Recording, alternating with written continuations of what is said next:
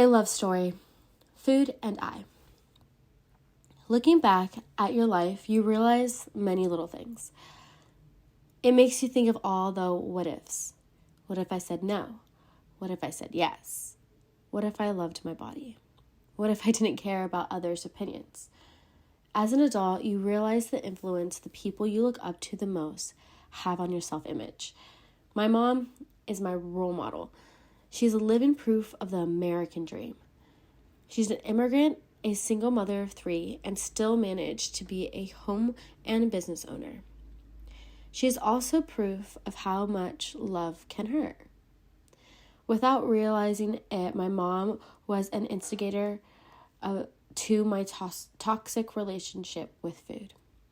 1. My first memory where my weight became a personality trait within my family was Christmas. All throughout my childhood, we would make a trip over to Mexico City to spend the holidays with family. My whole family would comment on my physique. My tía Susana would say, "Te pareces como tu mamá, flaca," which means skinny. My mom humbly agreed while smiling. "¿Crees? Pues es mi hija." And just like that, my family nickname was born, Flaca. Little did I know that this single word with just 5 letters would have such an impact on me. 2.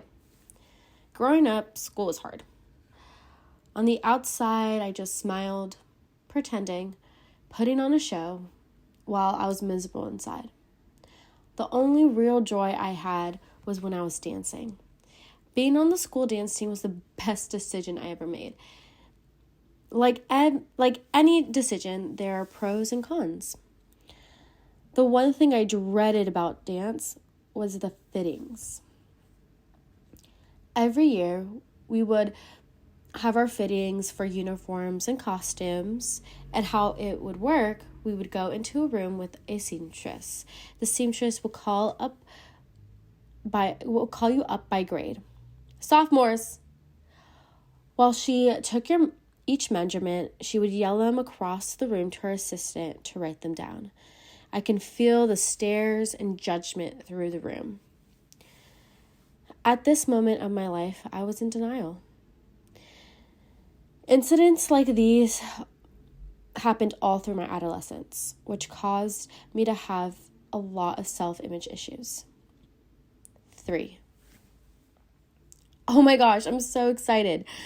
My aunt from Mexico is coming down.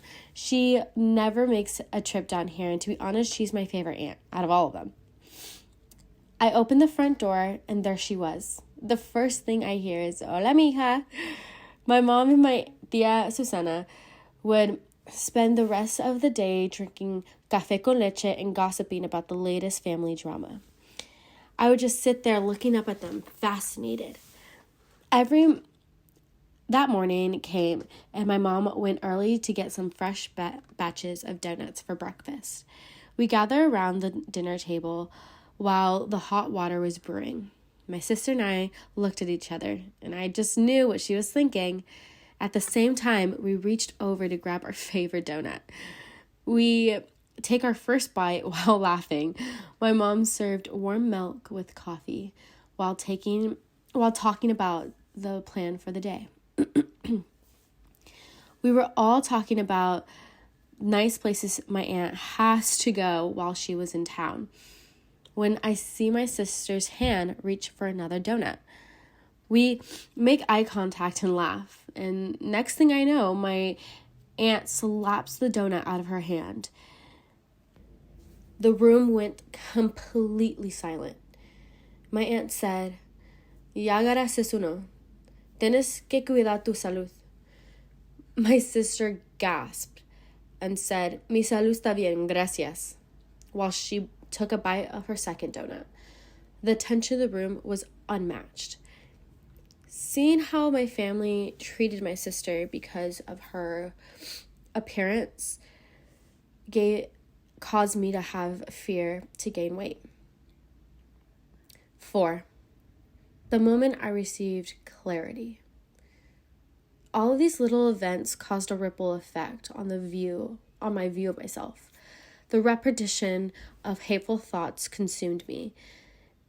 Then I had the moment. I remember crying myself to sleep during my sophomore year of college, wondering why. Why did I feel like this about myself? Why didn't I love myself enough to care? I was tired, exhausted, tired of feeling like this, sick of allowing myself to feel like this.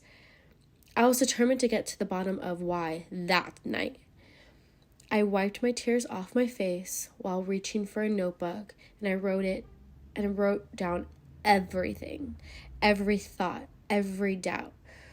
Once I wrote it all down, I felt a sense of relief, the taste of freedom.